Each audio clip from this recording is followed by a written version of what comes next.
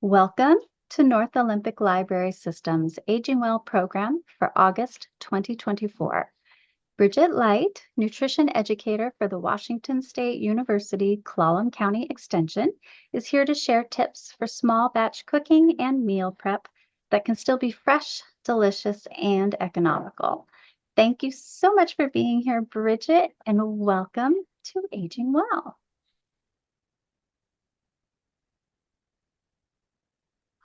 Hi, thank you for having me. Hello, everyone.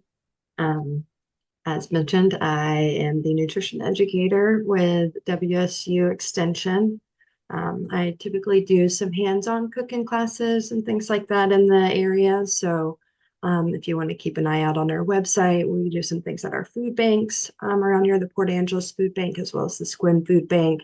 And we have some live cooking sessions as well. But today, I'm going to be going over some small batch cooking techniques, meal planning, tips on budgeting and eating seasonally, preventing food waste, things like that, just to make cooking a little bit easier for you as you approach it, and help you save money and just kind of stay creative with everything.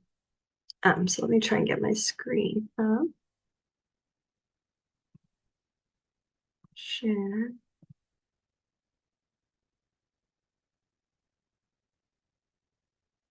Okay, can everybody see this? Okay, great. So here we go. So as I mentioned, overview, we'll be talking about preventing food waste, tips for budgeting and meal prepping, some recipe modification, cooking techniques, going over food labels. I'll go over a few recipes as well as some food access resources. And then at the end, I would love an opportunity for us all to kind of have a discussion, maybe mention any tips that you might be doing already for some small batch cooking, anything just to share with your community so you guys can help each other out as well. So we'll start with preventing food waste. So a great way to do this is to go ahead and take inventory of what you have on hand.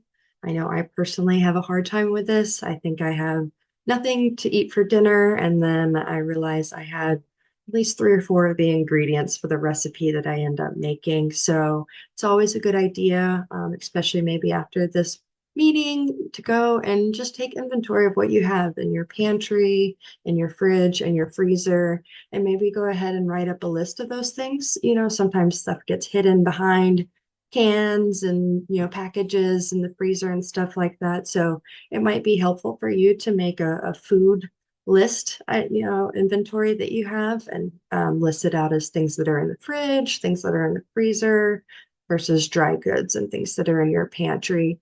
And this can help you to establish some future recipes and things like that that you might want to be eating for the next week or so. And then it's always good to look for recipes that can easily be scaled down. Scaling recipes down can get complicated sometimes when we have weird metric conversions, grams and ounces and things like that. So if you're looking up recipes, maybe try and find one that's a little bit more straightforward, that's just has an option maybe where you can click 2 servings, and then it helps change it if you want 3 or 4 servings. It's great to scale down so that you don't waste things, but it's also good to maybe keep it at a 4 serving or a 5 serving if you'd like to repeat those meals throughout the week. I personally can eat the same meal several days in a row and it doesn't bother me. So I tend to make something that I can have a lot of leftovers for throughout the week and go back to that meal at least a day or so after I've cooked it. And I do want to apologize. I'm sorry I didn't say I'm getting over a cold, so my voice is a little raspy. Please let me know if you can't hear me very well. Um, Another way to do this is to make use of your freezer and your leftovers. Don't be afraid of your leftovers. Cook once and eat all week by portioning out your meals into individual containers. This will help save you time and money in the long run. So if you make a big pasta dish, rather than keeping it all in one big bowl and letting all that kind of get stuck together after you've made it and you've eaten your meal, if you have little to-go containers or a little Tupperware, go ahead and portion that out for different meals you might want for that week. If you're fine having that pasta for lunch or maybe dinner 2 nights from now or the next night, go ahead and portion it out so you can see how much leftovers you actually have, and you can gauge what else you're going to need around that. Um, Also make a list of simple, healthy recipes that you can make in just minutes. Some great single serving meals are things like omelets, pasta with sauce, and stir-fried dishes. We'll go over a couple recipes at the end, but these are just good things that are quick and easy to make. You can make a lot of at one time. Anytime we have pasta or rice in the dish, we can go ahead and just cook a little bit more if you're fine with freezing that and heating them up as leftovers. And right here, I have a little chart, and you can find that a lot of different types of charts for these, but this is something that I struggle with immensely, is letting produce and things go bad. I think I'm going to eat the full little pack of bananas that I got. I have two, and then I kind of forget about them. And then the next time I look at them, they're brown and soggy. And so this is a chart that I wanted to share with you, but there, if you look up just any produce storage guides, there's very detailed list on there, but these are foods that are going to produce a gas that's known as ethylene. And this happens whenever a food is continuing to ripen. So there are certain foods that you want to store in the refrigerator for this reason versus on the countertop. And there's also foods that you want to store separately from other foods because they will cause that food to ripen more quickly. Apples are a good example of this. Apples really produce a lot of this ethylene gas. So whenever we store our apples next to any other fruits or produce we might have on the counter or in the fridge, that apple is releasing so much of that gas, and it will cause all of the food around it to ripen a lot more quickly. So for this reason, it's best to store apples separately, and in the refrigerator if you can. And so here we just have a nice list. If we look, so refrigerator, you can do countertop. Um, we have things like cucumbers, eggplants, garlic, ginger, lemon, limes, any sort of your herbs, really. Refrigerator, we have more of your fruits, so things like cantaloupe, honeydew, apricots, unwashed berries. So berries are um, very prone to ripening quickly after they've gotten wet. So I know we want to wash all of our produce when we get back from the store just to make sure everything's clean, but it is best to wait and rinse off any berries that you have until right before you want to eat it, because it is hard to dry them back out. You have to have them in a single layer with a towel underneath and above, and really just let them sit out for a while on the counter to dry out. Otherwise, they're going to become mushy. So it's best to just store your berries in the refrigerator. You can keep them in the container that they're in, or if you're able to, put them in a flat layer. That way, the ones on the bottom don't get mushy. And then right before you want to eat them, then wash your berries off and have them in your yogurt, as a parfait or just as a snack. That way you can keep them longer. And then same thing with some of your produce as well: broccoli, cauliflower, carrots, corn, lettuce, green onions, peas, and radishes.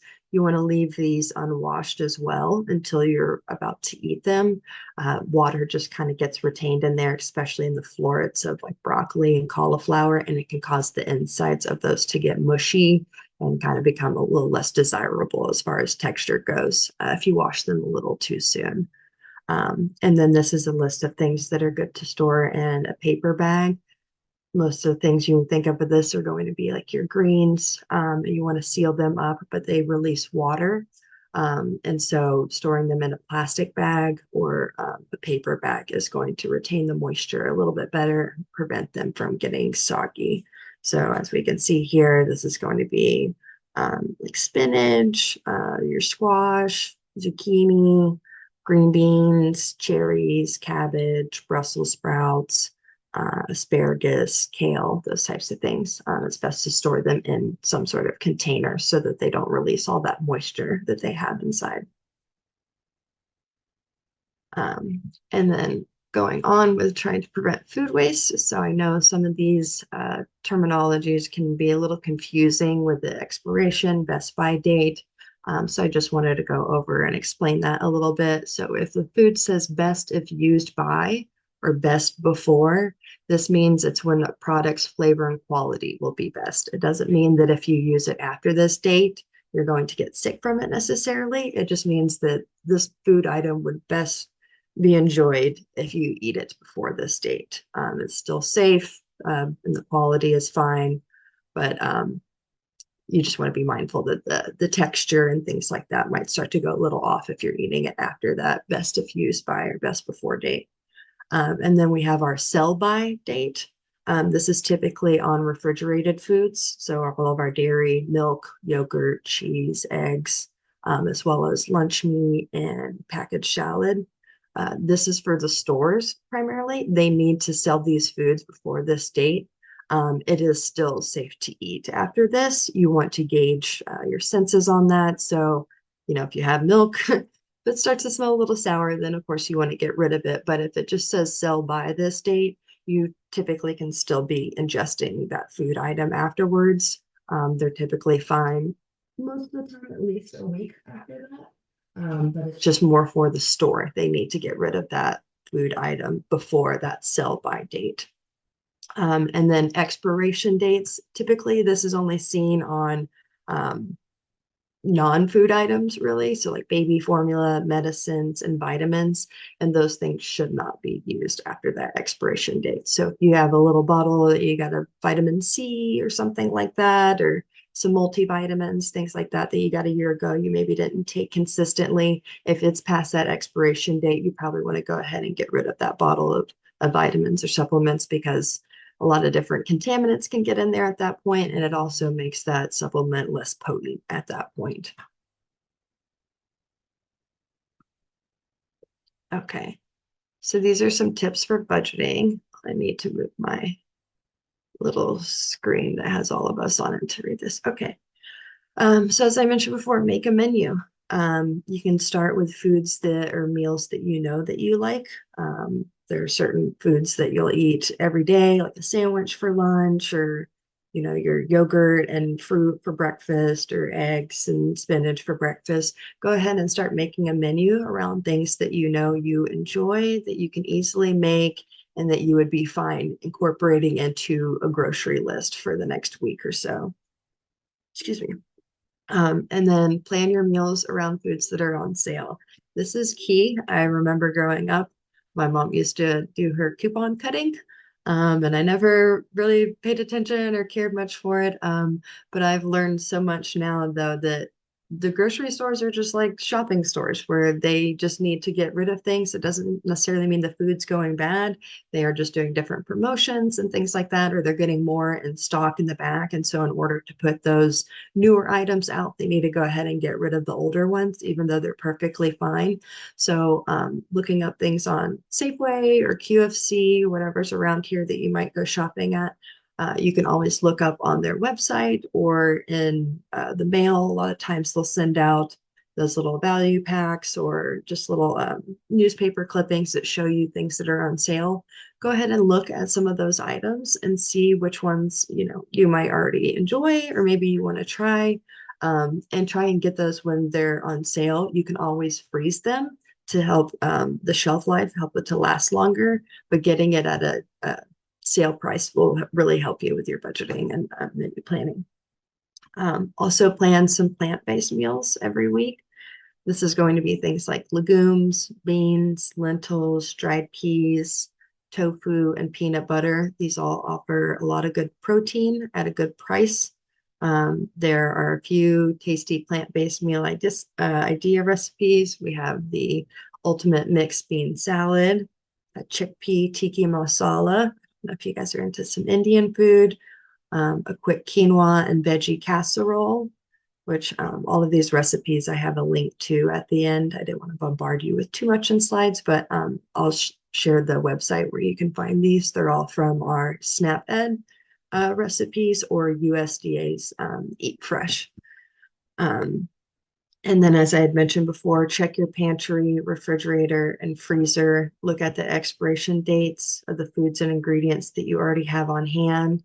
Which ones do you need to use up? So this is another good reason why it might be helpful for you to go and take inventory of things It can be a little lengthy right now to go and do all of that, but it will save you time and money in the long run. So as you're going through and taking inventory of things that might be in your pantry, go ahead and look at those dates on there. And if some of them are way past time, go ahead and examine those, see if it's really past its due date, and go ahead and get rid of those things, or maybe just keep things that are getting close to being on their way out towards the front and go, okay, so I know that I have this can of soup, and this thing of rice and this thing of pasta that I got almost a year ago. They're still okay, but I'm going to need to use these first, and then keep things like your beans and your lentils that you might have behind that. Those will last a little bit longer, and start thinking of some meals that you can make with those things that are up front. You need to go ahead and use, and you already have them and they're still safe to eat. And then enjoying grains more often. This is great for us. That's where we're going to get a lot of our fiber as well, and it helps us to feel fuller for longer. So our rice, pasta, barley, couscous, as well as quinoa, all of these things are relatively inexpensive and can be used for a variety of recipes. As I mentioned before, if you're going to go ahead and make something, you might want to make a little bit more of it. So if we're making some pasta, rather than just making 1 cup, if we felt like that was going to be our serving for the night, if we have a little bit left in the box, not the whole box, but it's like 2 cups left, go ahead and make those 2 cups, and then you can remove the portion of pasta that you're not going to want for this meal.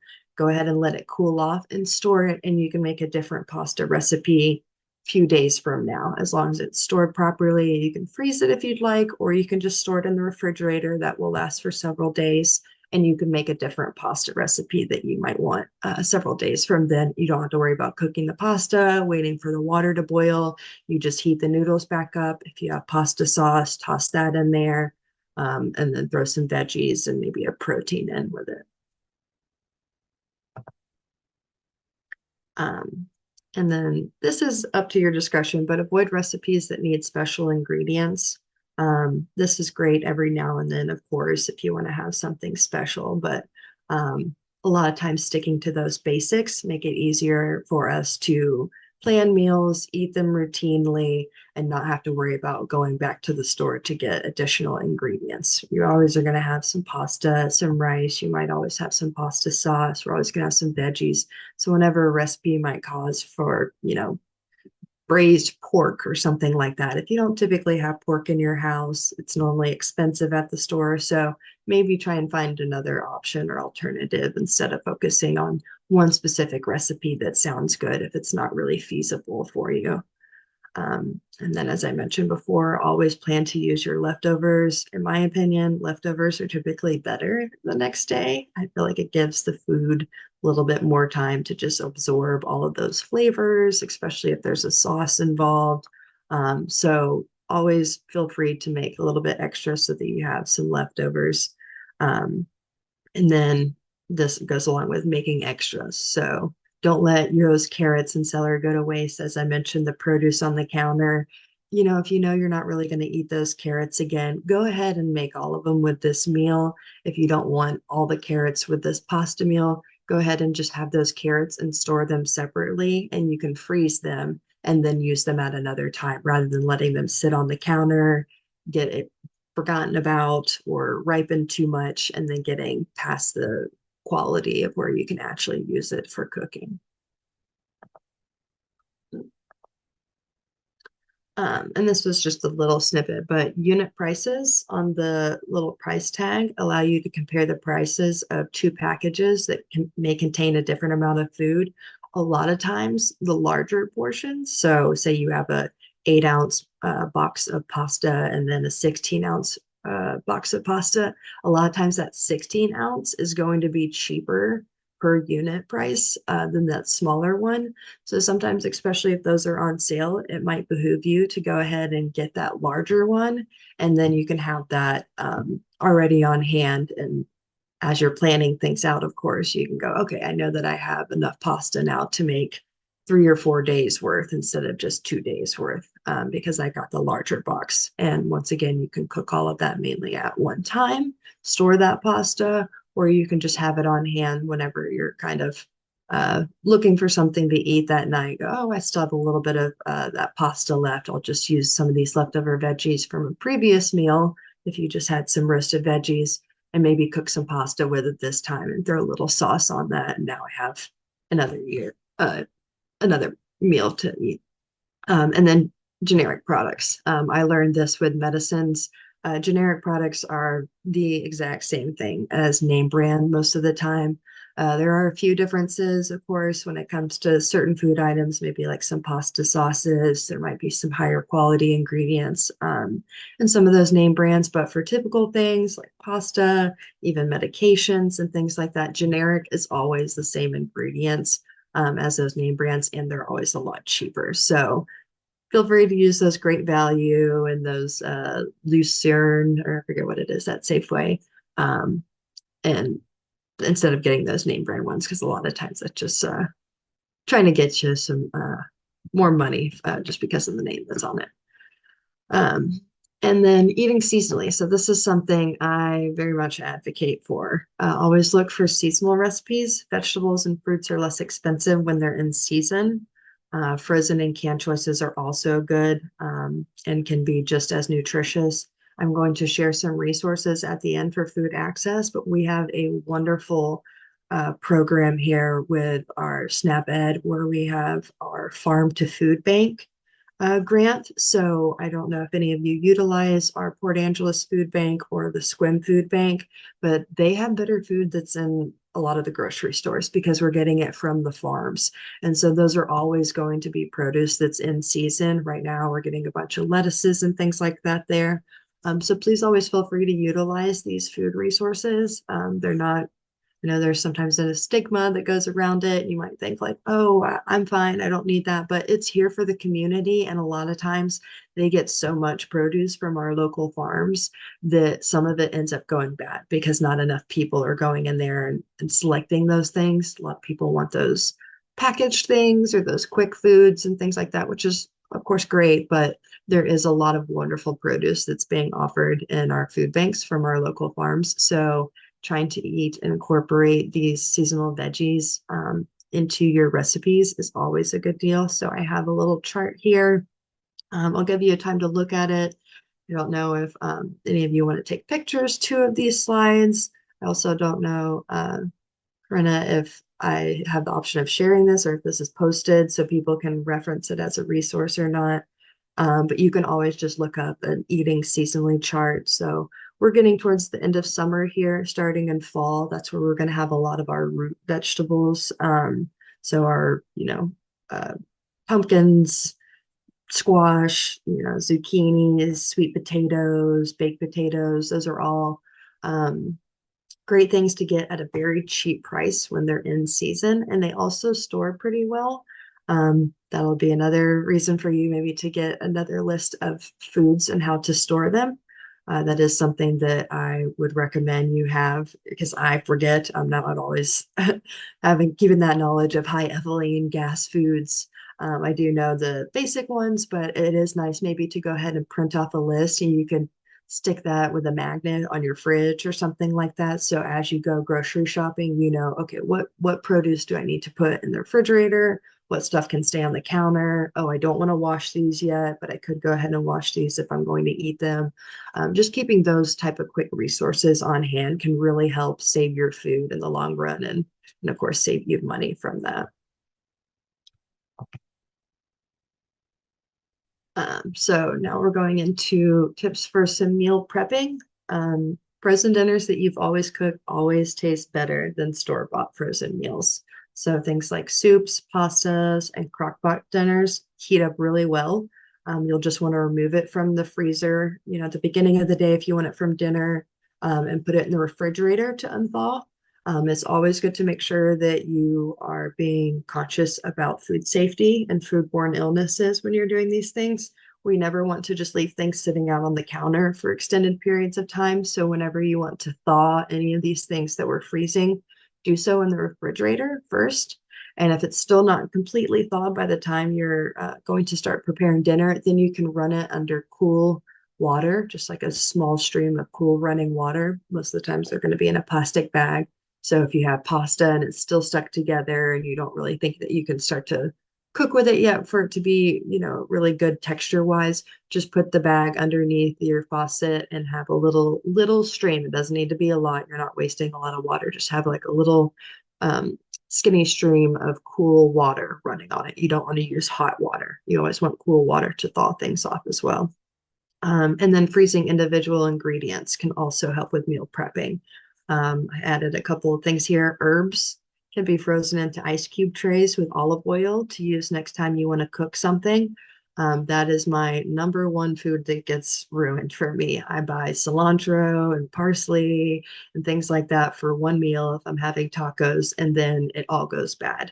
So a great way to save these, if you get like a bunch of cilantro or something like that, is you can either chop them up or just kind of crumble them, mix them with olive oil in an ice tray, freeze those, and then the next time you want to cook, a stir fry, or if you're making tacos, ground beef, things like that, you just pop one of those ice cubes out, throw it in the pan, let that melt, let the oil heat up, and it's already combined with all those herbs.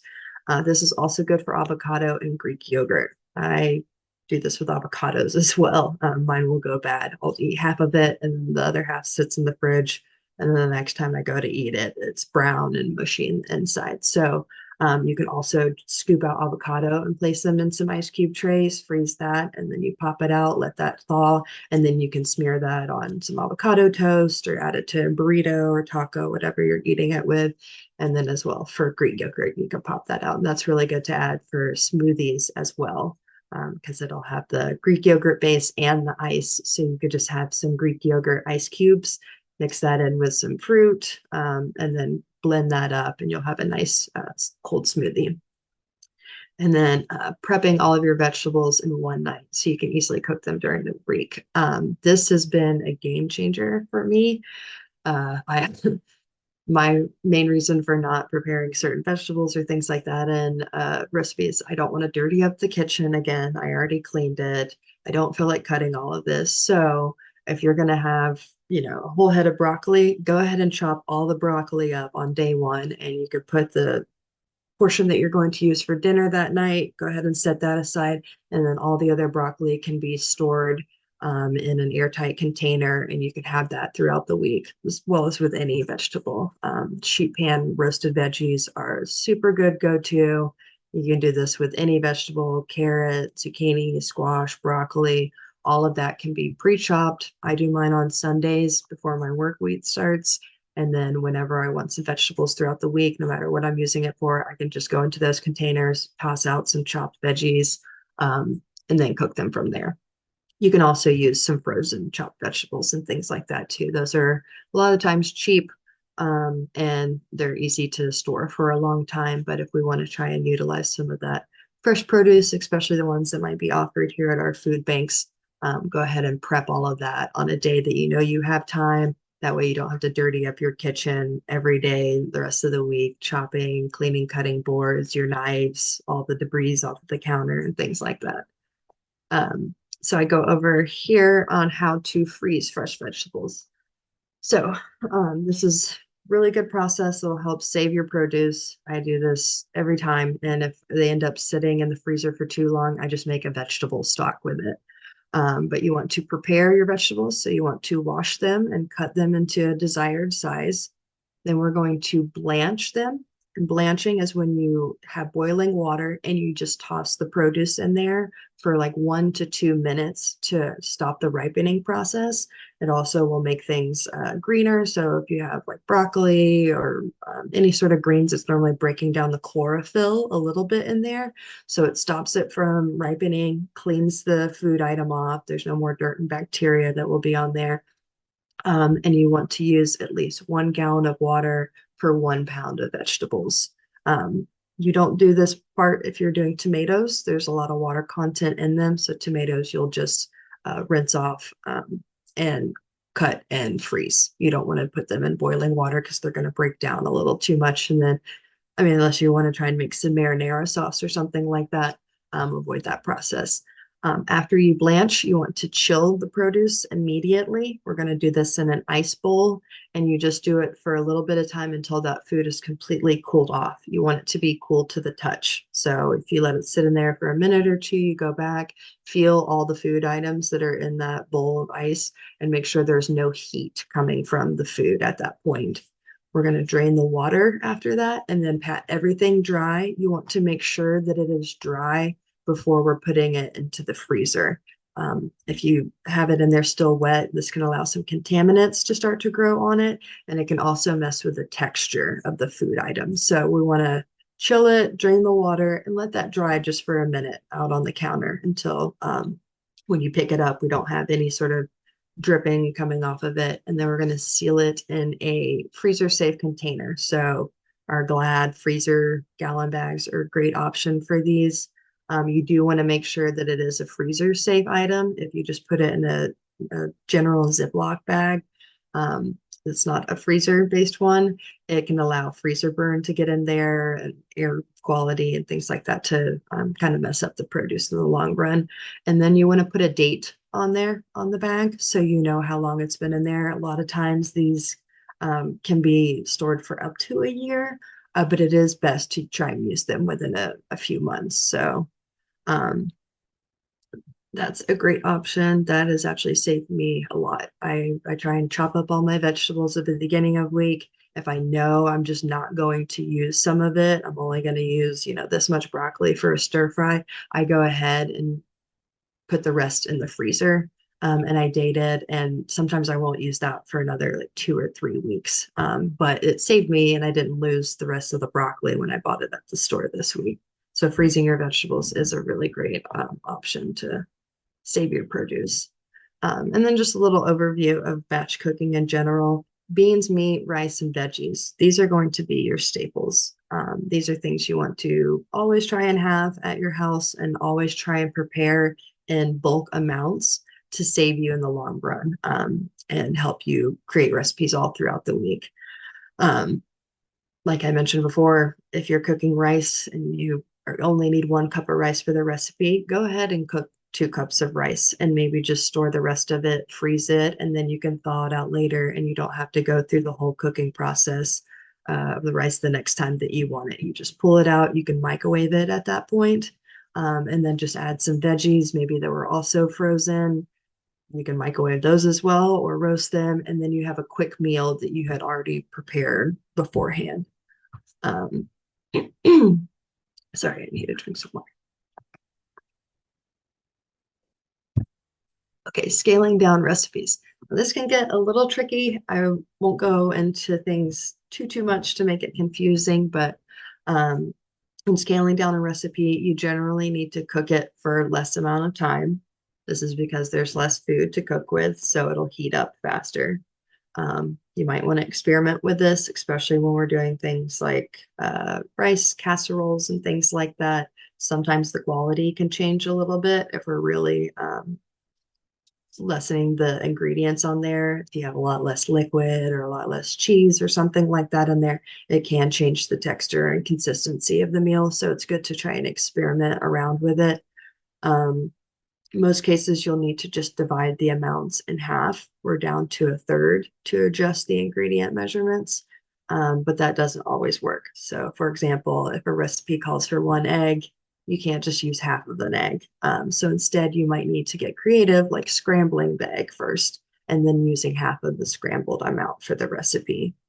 We're also going to convert all non-liquid ingredient amounts from weight into grams and all liquid volumes to milliliters to make the scaled recipe more accurate. And then you just round up the numbers after you get that by multiplying it by the conversion factor. So I'm going to go into this a little again. Here's an overview. So you want to calculate the conversion factor, which will go over convert non-liquids from gram weights to and then from grams and then liquids to millimeters.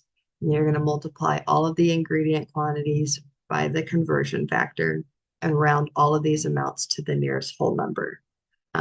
It doesn't have to be this complicated. This is more so if you're going to try baking. I don't know if any of you are big bakers or if you're going to try really like from scratch recipes. But I thought it'd be just a good way to give you a little overview. That way, if you are interested in this, you kind of have an idea of what that looks like. As I mentioned before, though, it's best just to find recipes that are easy to have, you know. So if this makes it for 4 people and you only want to make it for two, if it's asking for 4 cups, okay, I just need 2 cups. You know, that's much easier to go about. But if you are finding some recipes or there are certain things that you like cooking, like a cake or some muffins or something like that, and you really don't know how to scale that back, this is how you go about it.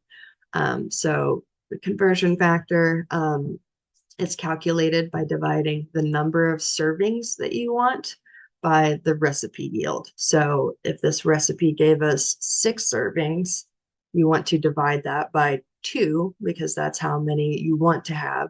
So that gives us 1/3 of all of the ingredients that we're going to be needing for that.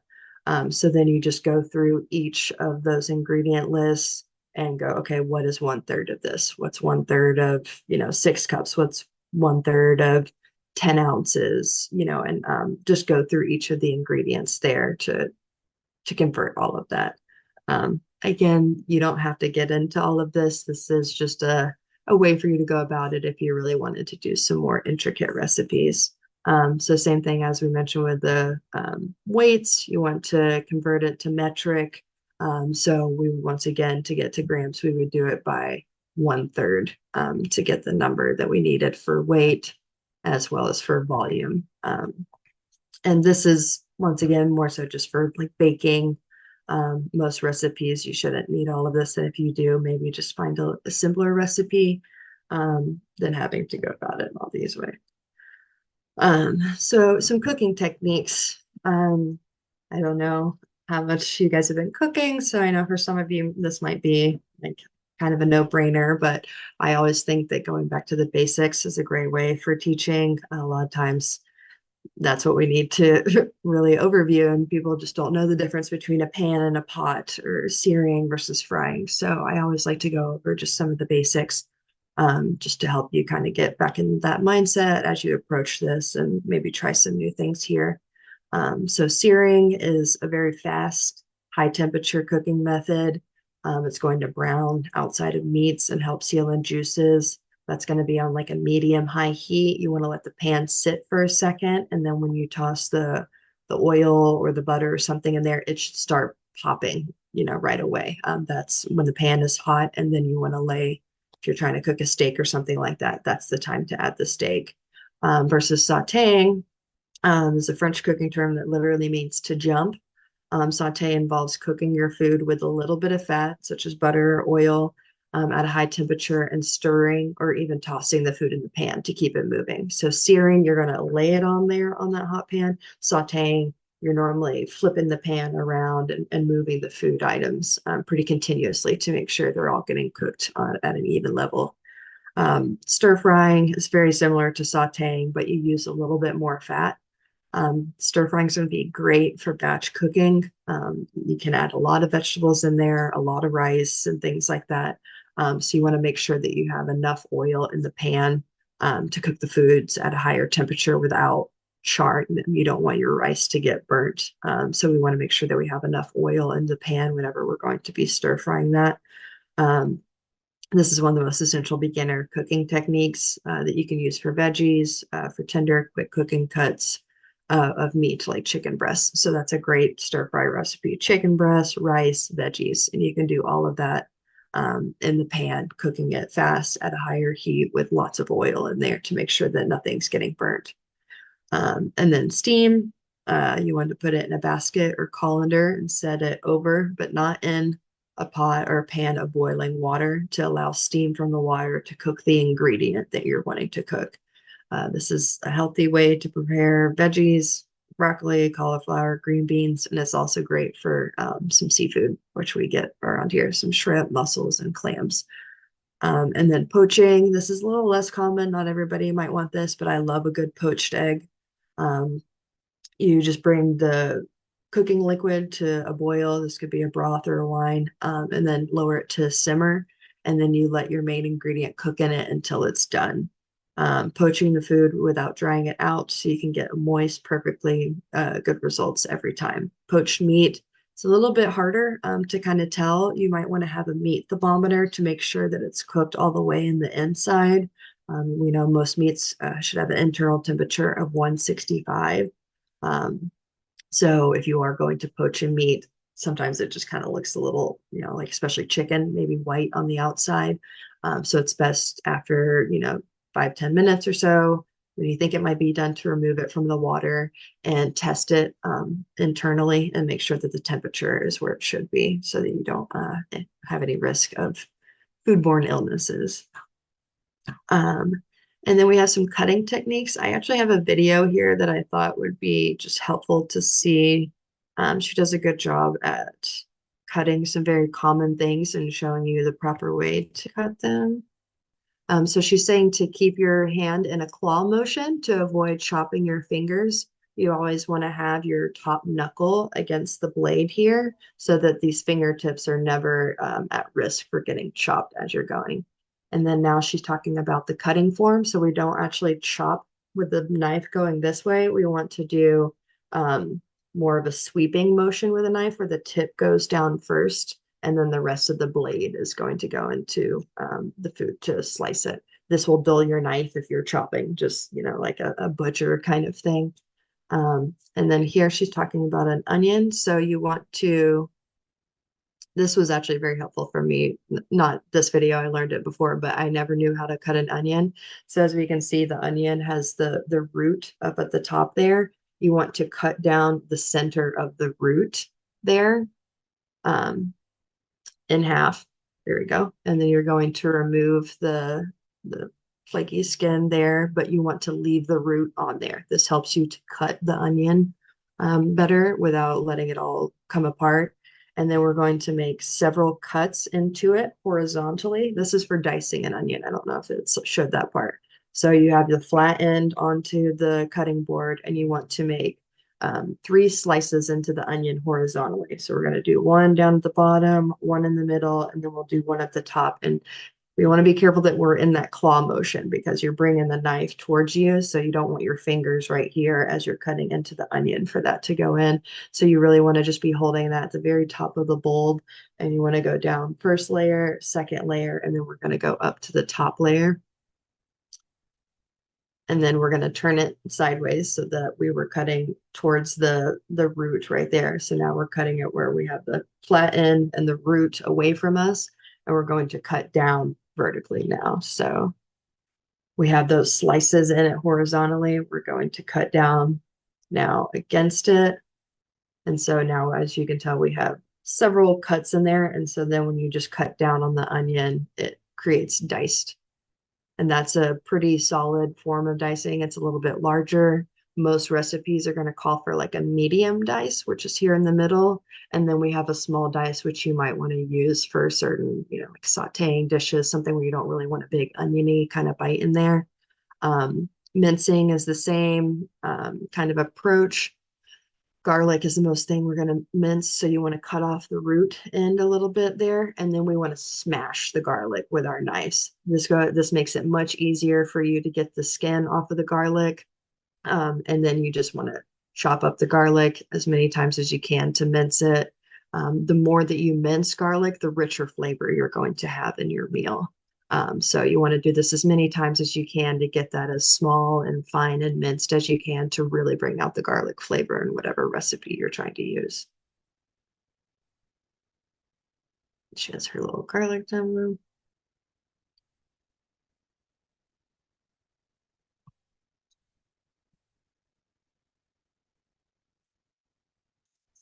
Chiffonade. So this is one of the things I learned a little bit more recently, and this helped me eat so many more greens and with my herbs. So it's a way of rolling up your either spinach or arugula, whatever lettuces you might have, or your herbs. So if you have basil or parsley or anything like that. You want to create as much as a bunch as you can. If you're using lettuce, like spinach or something, you want to lay them on top. Or if you're using cilantro or parsley, maybe just trying to bunch them together as best you can. And then you're going to roll it up into a little bundle. And then as it's kind of in like a nice little rolled form here, you slice down that roll and it creates these thinner strips of that food item. So I love doing this with salads because sometimes I don't like that big, spinach leaf bite. So before, as I'm prepping my salads, I'll stack up all my spinach leaves or kale leaves together and then I roll them up into a little bundle and I slice down that roll. And then I have almost like this shredded lettuce. And that to me makes a better bite of salad because it's not just an overwhelming leaf in my mouth. I'm getting like bites of spinach with my chicken and my sliced carrots and cucumbers and things like that. So she shows you how to do a chiffonade. She's doing it with basil here. So that's one of the herbs that you can do it. So you stack it all up together and then you roll it in a tight little bundle. And so now it's a nice little roll. And then you just cut down that roll exactly like that. And you see how she's doing the sweeping motions. We never want to chop like this. She's sweeping down. That is actually important when you're cutting herbs and things like that because you can bruise them, which can really affect the flavor of the herb as well if you chop it like this. It's really important with lemongrass, but that's kind of a weird herb for a lot of people to work with. And see, then it creates this nice little thin strips of it. Those are great to add to soups and things like that as well. And now she's going over a julienne slice. This is great whenever you're trying to make different soups, salads. I like just the texture of julienne more, and it's really just cutting thin slices of the vegetable that you're wanting to use. So as you can see, she cuts the carrot into 3 long halves. She's going to show you with just one. And so we slice down horizontally first, and then you flip it over to a flat side. So carrots can be kind of hard to cut. You want to cut one to create a flat side, and then she's cutting down to create these horizontal little blocks. And then you're going to slice down again on those. So see right there, she's creating really thin slices of those carrots. So now you have nice little carrot sticks that can be added. This is great for stir fries and like salads, things like that, but also just really good for snacking too. Sometimes you just like a thin little bite of some produce. This works great with cucumbers, zucchini, squash, carrots, anything that's a little bit longer that you can slice up thin. This is a less common cut. I don't think this is as important, but it's the box cut. Um, I could probably skip this one. Let's see.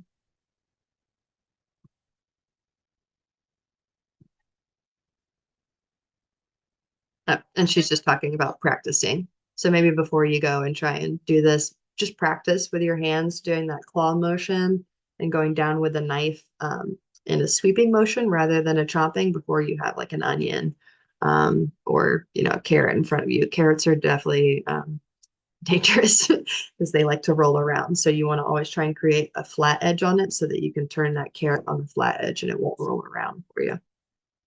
All right, I'll go back to my PowerPoint now.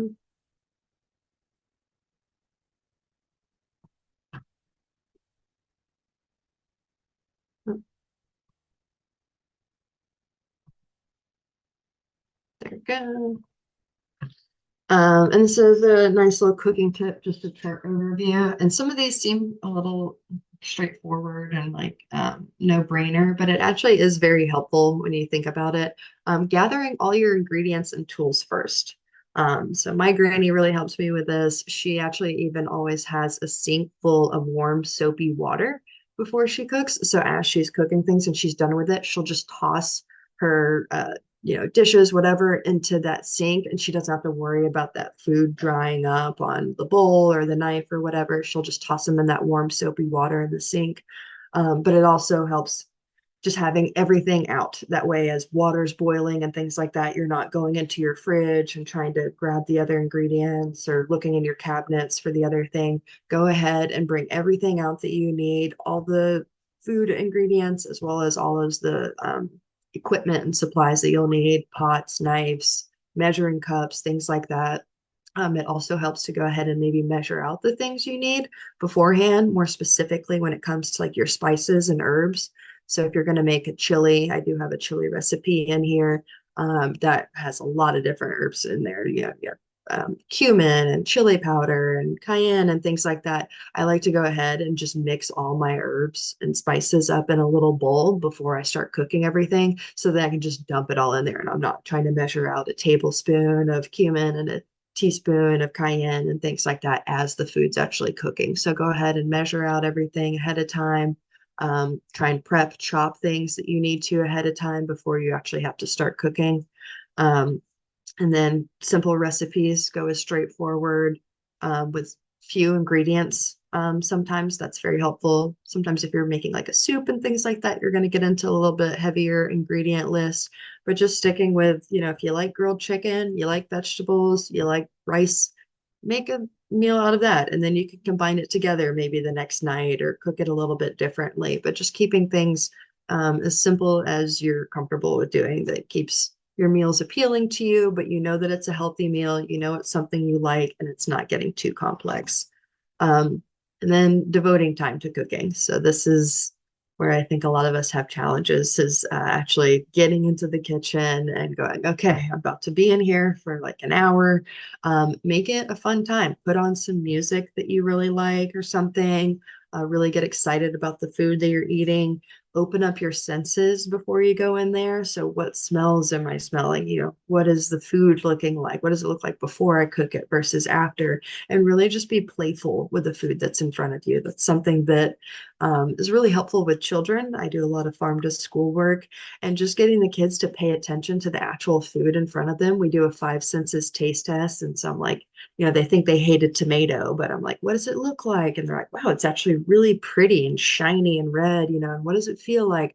Oh, it's really smooth and round, and what does it smell like? What does it sound like? It's just a smushy sound.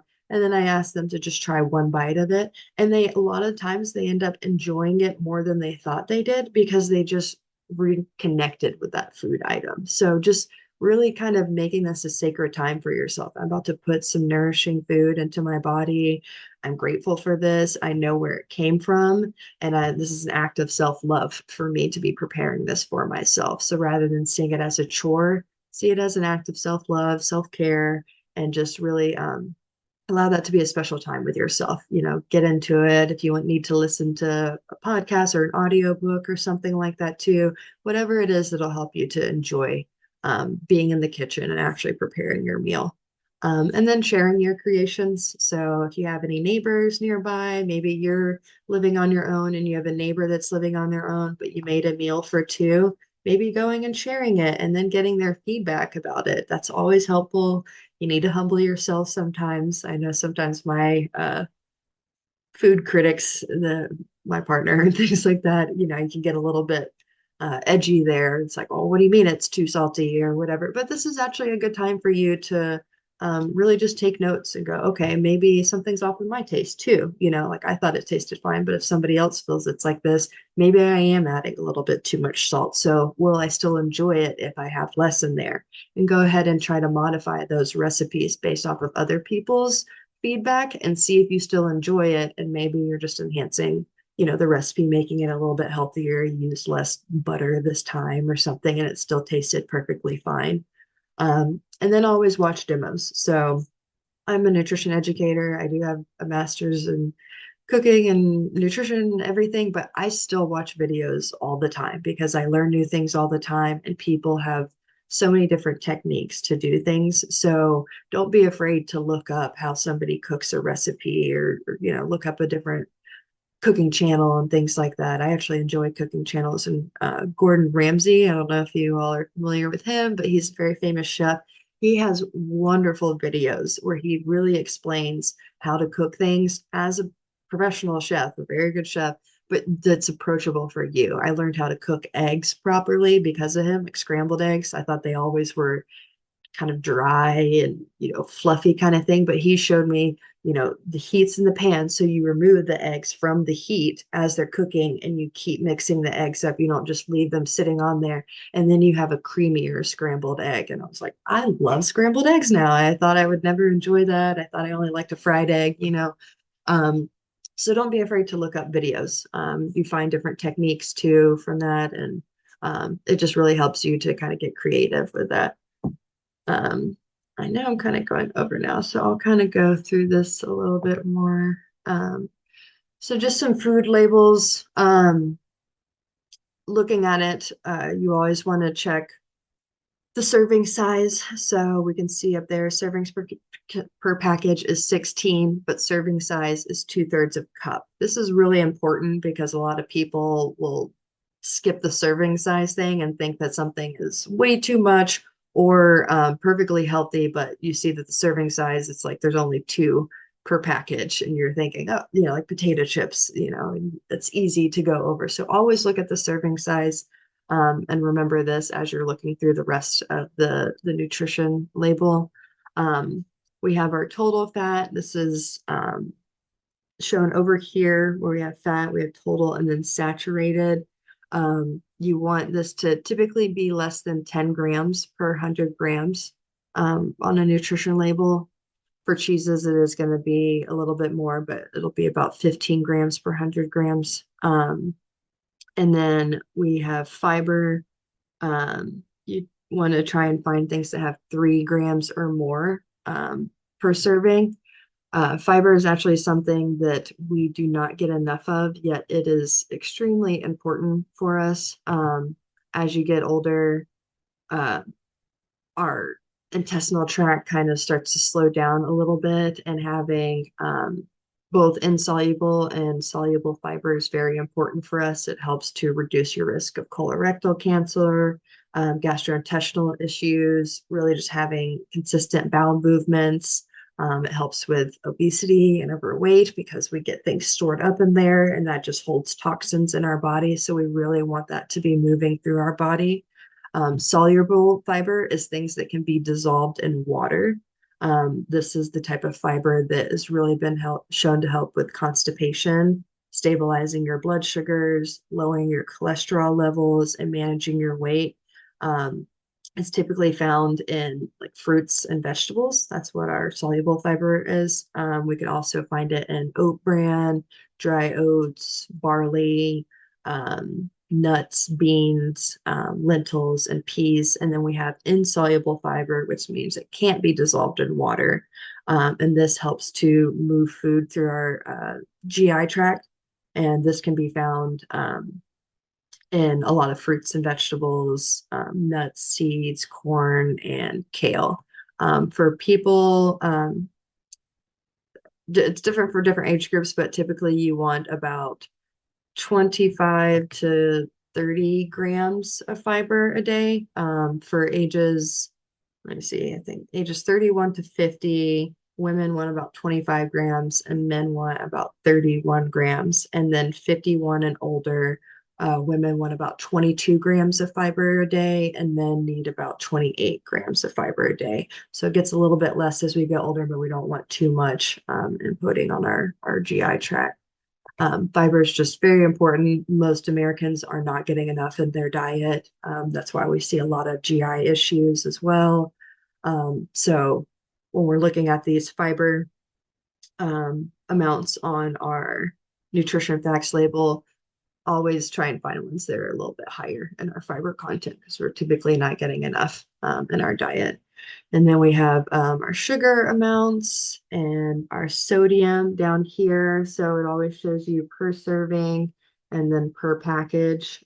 We typically want foods that have less than 400 milligrams of sodium to not really be a high sodium food. Those of us that might have high blood pressure or any sort of heart issues really want to watch our sodium content. And then we have our protein amounts. So we can see servings here, protein, 2.8 grams, which is okay. And then 9.3 grams for the total. I have another thing that explains it better here.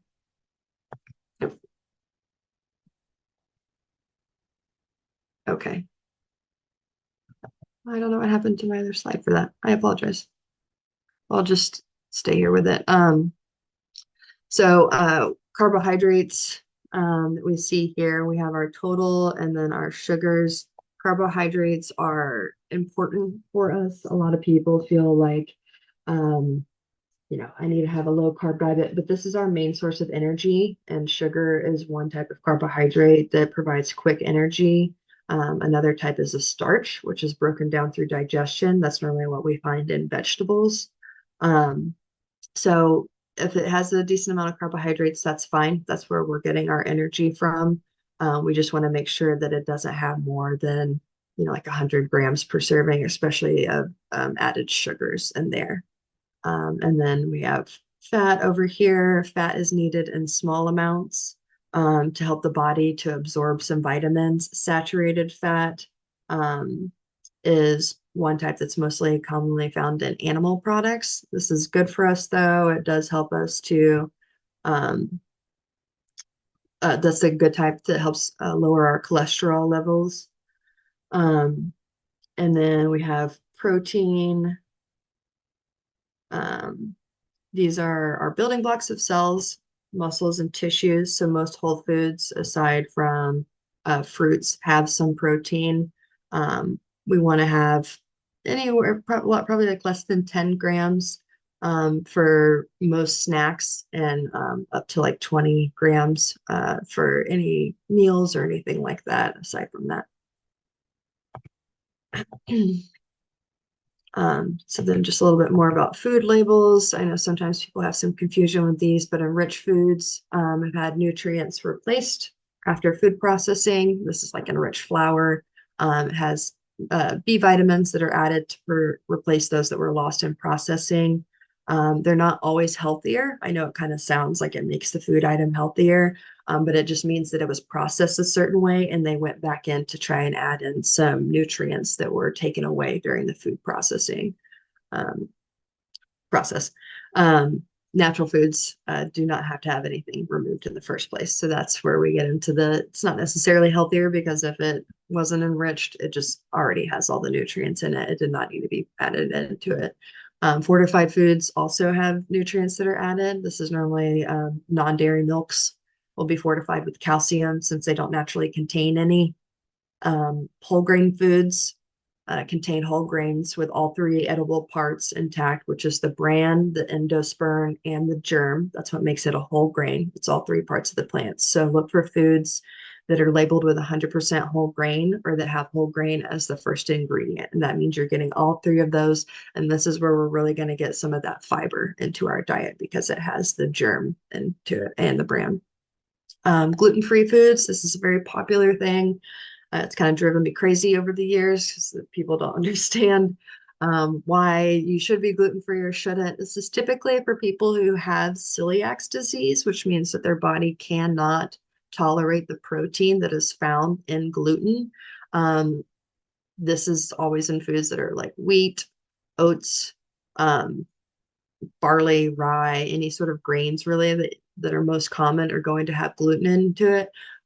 If it's gluten-free, that's okay, but that doesn't mean that it's healthier. It just means that that protein has been removed. So unless you have celiac disease, or you feel like you actually feel a little bit better when you have less gluten, you shouldn't necessarily need to focus on gluten-free foods. It doesn't mean that it's healthier. It kind of falls into line with that low carb type of diet. A lot of people think gluten free, so I'm not having as much carbs, and it really gets distorted, especially with like advertising and fad diets and things like that. But most gluten free foods are for people who have celiac disease, or if you maybe have a gluten intolerance. So if you do eat wheat and things like that, and you feel like you kind of get a little bloated, or maybe have some gastrointestinal issues, things like that, maybe it is that you have a slight intolerance for it. So finding gluten-free foods might be helpful for you, but otherwise it doesn't necessarily make the food healthier. And then we have fat-free, low-fat, and reduced fat. Fat-free foods must have less than 0.5 grams of fat per serving. Low-fat foods must have 3 grams of fat or less per serving. Reduced fat foods must have at least 25% less fat than regular versions of those foods. And then light foods must have either 1/3 fewer calories or 50% less fat. Sometimes people think fat-free means like there's no fat in there. And so it's good to understand what those actually mean overall. And then we have sugar-free foods must contain less than 0.5 grams of sugar per serving and have no added sugars. This is important for people who have diabetes. You really want to watch the amount of sugars you're having. So when you find a sugar-free food, make sure that where you see added sugars, it says none. And then total sugar should be less than 0.5 grams. And then low sodium foods should be less than 140 milligrams of sodium per serving. This is actually regulated by the FDA. So if a food says low sodium, it must be under 140 milligrams per serving. And then when foods say no salt or unsalted foods, they're free of added salt, but they might contain natural sodium. So for those who might have high blood pressure or any heart issues, that's something to keep in mind. Just because the food says no salt or unsalted foods, there still could be sodium in that food item. So just know that you are still getting exposed to some sodium that can affect you. So here were some recipes. I know we're kind of getting closer on time. I want to make sure you guys have enough time to ask some questions and have any discussions. So I'll have these. And Corinna, did you say this will be available? Like, is this something they could access or? If you want to share these with me, I could put them in that email that I'll send to Okay, everybody. great. Yeah. I'll do Yeah. that so you guys can come back and reference this. I don't want to read out all this and have you write all of this down at one time, but I just gave a couple of options. These are all very quick and easy batch cooking recipes that are on a budget. So these are things that you can get for a good price. They're easy to make, and they're things that you can make in larger quantities or smaller and eat throughout the week. So for breakfast, we have a sheet pan with bacon and veggies. This can be any type, turkey bacon, veggie bacon, but just something that adds extra protein if you want that. You can completely skip that part if you want and just have the eggs and sheet pan veggies. But this is very easy. You just bake it in the oven on a sheet pan at 400 degrees, and then crack an egg onto the veggies, and then you cook it for a little bit longer to poach that egg on the top. Not poach, just braise the egg and kind of gets like an over easy egg style. And then I have these egg and spinach cups. These are really great, and these are awesome to make and eat quickly throughout the week. Mornings where I have to go to work a little bit earlier. I really love having something like this on the go. So you would need to have like a muffin pan for this. If you don't have that, you can always try and find some different options. If you have like little cookie cutter things that you can shape into a baking dish or something to cook those in there. But it's very easy. It gives you the option of using frozen spinach, like a frozen bag of spinach. All you have to do is cook that up over a skillet on medium heat. Remove it. Make sure you dab it off. You don't want your eggs to get soggy, so you want to dry off that spinach and then whisk the eggs together in a bowl. Add the milk and the spinach, and then you pour that into the muffin tins and bake that for 20 to 25 minutes. And then I just did some simple lunch recipes. This is a no-cook pesto hummus veggie wrap. This is easy to store and eat throughout the week. So as you can see there, it just kind of creates these little pinwheel things. These are great to have as a snack or to eat with something else if you wanted to have some pretzels or some fruit or something like that with it. All it requires is some tortillas, pesto, some carrots, a little bit of lettuce, and some hummus. So those are all things that you can get in a bulk quantity. You can continue to make this. It's easy and quick. Has a good bit of vitamins, minerals from the veggies. You get some fiber in there too. And then I did a fresh veggie egg salad. So this was a nice different approach instead of just a typical egg salad.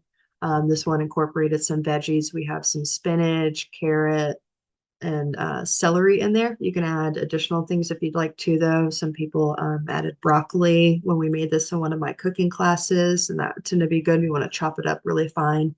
And you just mix all of that together in a bowl with some mayo, mustard, salt, and pepper. And you can have this with some whole wheat bread, some crackers, or use as a dip with some veggie strips. So we can cut up those carrots like that girl showed us and maybe dip those in there, as well as some celery. And then this was a crock pot chili. Chili is a great recipe for batch cooking. It's something that you can make one night and you can use throughout the week. That's how we do it here at my house. I have a slow cooker actually, so I'll do that on a Sunday and you can just have a bowl of chili. You can have a chili dog. You can have chili with something else. I mean, there's just so many different ways you can have chili, and I could just eat chili every day, honestly. But it's a very affordable, easy, long-lasting meal that you can make. All the ingredients are fairly cheap. A lot of it's really just some herbs and spices. So those are a great thing too to find on sale. And Safeway does really good sales on some of their spices. I'll just buy them, even if I don't need a whole lot of it. If I know it's a spice that I use a lot, if I see that's on sale with that red tag on it, I'll go ahead and buy it because it'll be like 75% off. And most spices can get a little bit pricey depending on which ones you're getting. And then dinner, I did an American skillet. This is just a one pan kind of thing. It has some pasta and veggies in there. This is a great thing to have for batch cooking as well. You can add different meats to it if you'd like. So if you want to just have the pasta and veggies separately, you could add different proteins throughout the week. This is also something that you can maybe eat colder, kind of like a pasta salad type of thing. So you could have it for dinner one night and then maybe have it with lunch the next day. You could have that with some chicken salad or something. But it's another great recipe that can continue to be used throughout the week. And you can keep the veggies separate from the pasta as well. So you can go ahead and roast all those veggies, have your pasta. You can use them as one meal, or you could just keep those veggies and have something separate the next day, cook a little bit of rice and have a stir fry instead. Um, and then this one was a little bit more in depth, but this was great for meal prepping. So this is one that you can review once I share these, but you can see up there how they store them. This is a great way for meal prepping. You see how there's just a little bit of rice there. They keep the meat here, and then they have the veggies on the outside, and they just store it in a container. So you can have this throughout the week. You just want to make sure that they are being stored properly. And then I have this meal prep example. So I use this with some of my clients to help them with meal prepping. So this gives you an idea of what it could look like. This is just in an Excel spreadsheet. I can share this with you guys as well. But you can see that we just have breakfast, lunch, dinner, and we have all the days of the week. And so some of these get reused. We can see on Monday, Tuesday, Wednesday that we're having the same thing for breakfast, but then Thursday and Friday, we kind of switch it up. We are taking into consideration, if we have takeout or date night, or if there's an event going on where you might have, a meal at a community center or something like that.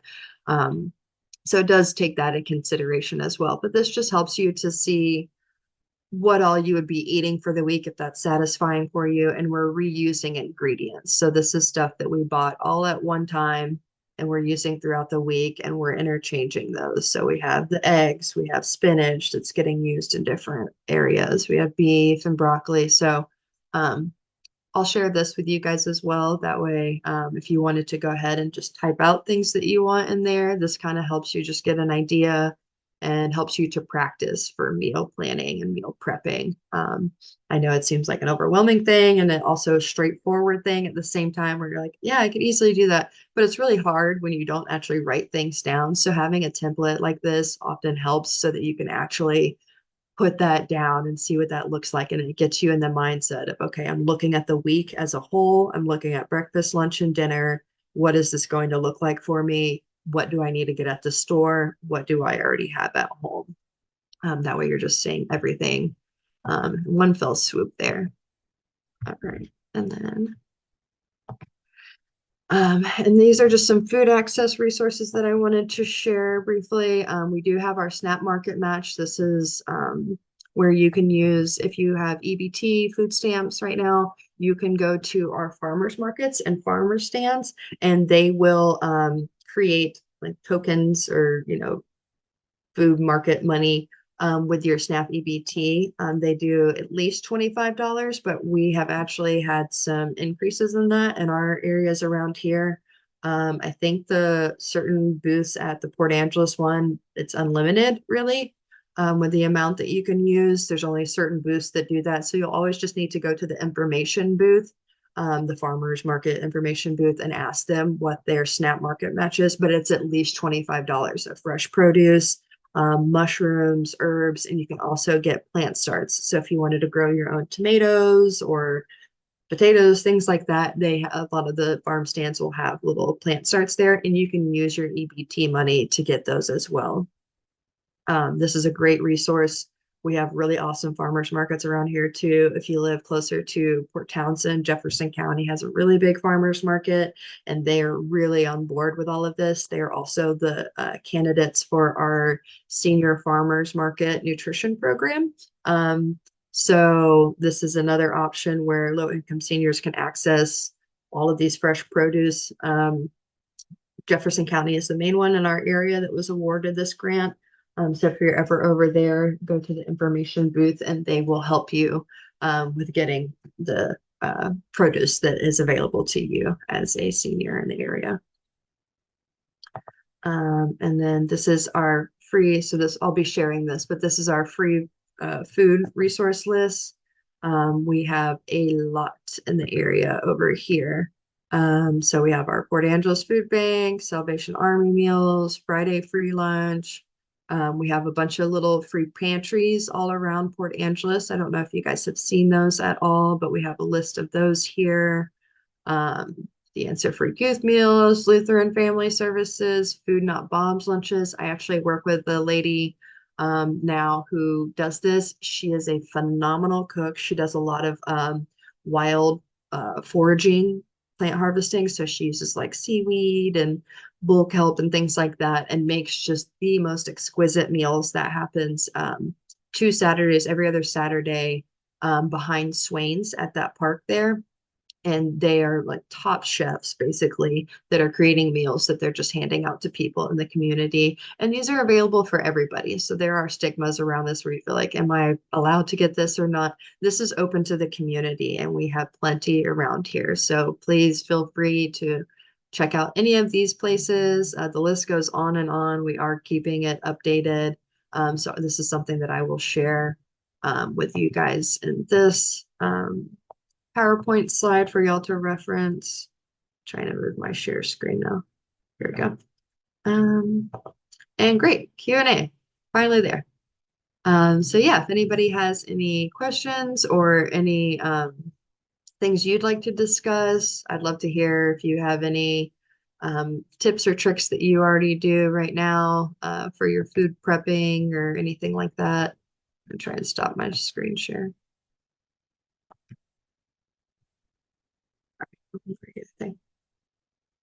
But if not, then I'll be sharing this, and it has some recipe resources and things like that. But oh, here's one.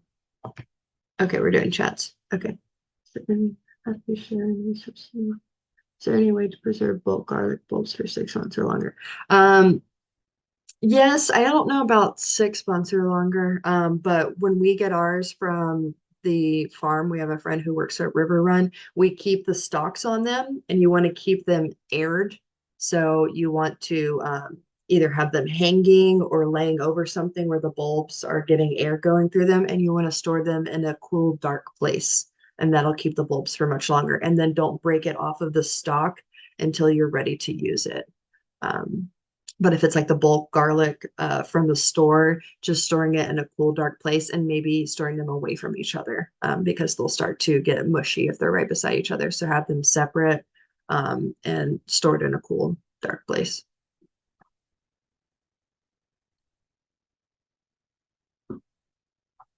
Yes, we actually have a person with WSU who does fermentation classes, and I work with the Elwha tribe too. They were interested in some canning and fermentation, so I told her that there was a want for that. So she's going to get a class going, and there will be a sign up for it. That's going to be on the WSU Clallam County Extension website. We have a calendar there of our events. So if you just keep an eye on that, I'll add it to the PowerPoint actually, so that when I share it, it's something that you can click on. But we have a calendar with all of our events on there, and it'll show when a fermentation class is coming up. We have a variety of these homesteading. It's called Living Off the Land series, and it's just a variety of like homesteading type of topics that we go over. So some people will do like weaving, like basket weaving type of stuff too, but we go over canning, fermentation, certain gardening, tilling practices, and things like that. And that's been going on all summer, but we continue to do those things throughout the year. So yeah, keep an eye out for the fermentation class. And if I have your list, or I can send it over to Corinna as well and let her know that that's coming up, so you guys can go and sign up for that.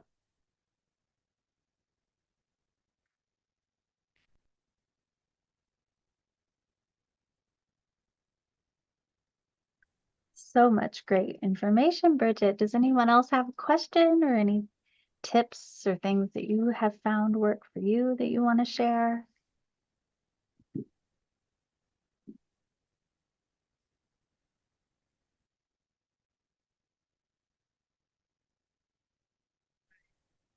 Rosalinda, and I do the cooking for one for hospice once a year. So I find a couple of things that will be very helpful when I do the cooking for one seminar again this coming October. That's awesome. What a great program. That sounds excellent. Yeah, that's wonderful. Yeah. And they do it once a year, you said? Yeah, once a year. It's part of a series of seminars. Oh, that's wonderful. Glad you get to participate in that. In fact, the chart on the weekly plan is very similar to what we also have for the group. Yeah. And they're helped actually to kind of plan for the whole week. Yeah. Oh, well, good. Yeah, I hope some of these resources maybe could be used then. I'll make sure that they're all easily accessible for you. So if you have anything you think would be helpful for that, And I please think feel free. descaling the recipe would be helpful for them. Yeah. Because Oh, good. they're really cooking for one, but usually we encourage them to cook for two and then just reserve the other part of the meal in their Right. freezer. Absolutely, yeah. And just knowing how to store it. I never thought about just cutting my vegetables up and freezing them before. But then when I took a food preservation class, and we talked about composting and things like that too, it said, cut your veggies and just freeze them, and then you have them in there. And it's just like when you get a bag of frozen veggies at the store. So rather than let them sit on the counter and going, oh, I might use that tomorrow, and then you forget, or you eat out, or you eat leftovers or something like that, and then they go bad, just chop them up and freeze them. So that was really helpful for me to learn proper freezing techniques too for the produce to let them last longer. Do you happen to have just the chart, the blank chart, so that then the individuals can actually make their plan? I do, yes. Yeah. Mhm. Yes, I showed you an example, but when I share it, there's another part of the Excel spreadsheet that's just a template so that they can go and fill it in themselves. Thank you. Yeah, that would be very helpful. Yeah, absolutely. Glad you'll be able to use that. Yeah.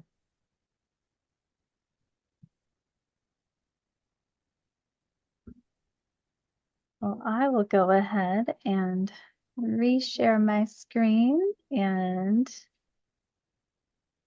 we will wrap things up unless anyone has any final thoughts or questions.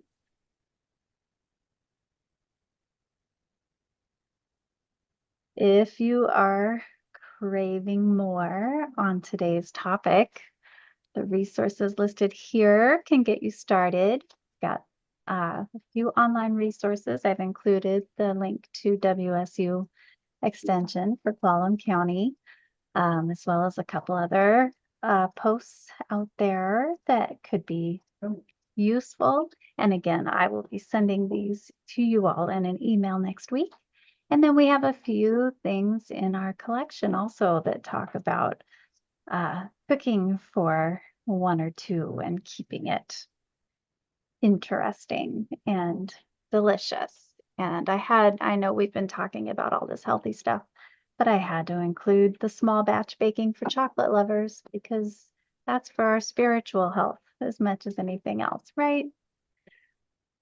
So I will share links to all this information in the email that will go out to anyone who's registered about this time next week.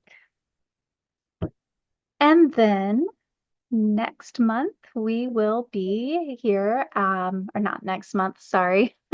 I'm going back to intentional aging days. Our next Aging Well will be here on Zoom at 11 a.m. on Tuesday, November 19th. We will get to hear about all the incredible resources and programs that are available to support families and caregivers of people living with dementia. So we will have Brittany Buchanan here from the Olympic Area Agency on Aging. She's the Dementia Outreach Coordinator there, and she'll be giving us all sorts of great information. So hope to see you all then. And I just want to say thank you again to Bridget for all the super useful tips, and thanks to all of you for your interest in aging well, and thanks to the library's friends organizations across the county for supporting this program. Take care, everyone, and we will see you in November. Bye. Thanks, everyone.